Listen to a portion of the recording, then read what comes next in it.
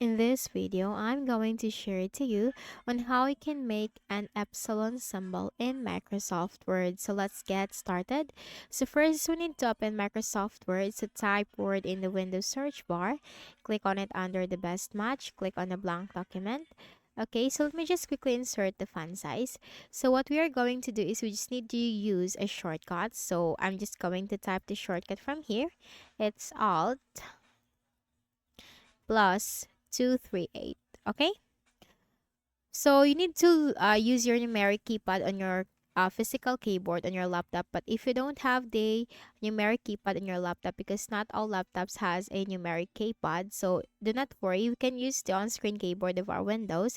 Go ahead in the Windows search bar and type on. Now on-screen keyboard will be available under the best match. Okay, then let's just follow this shortcut.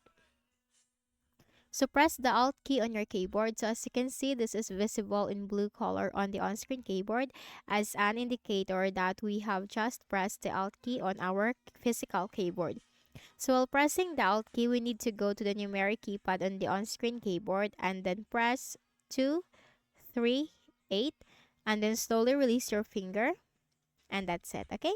So that's how you can make an epsilon symbol in Microsoft Word. So I hope this video helped you. Kindly please do not forget to hit the like button and subscribe to this YouTube channel for more tutorials like this. Thank you for watching.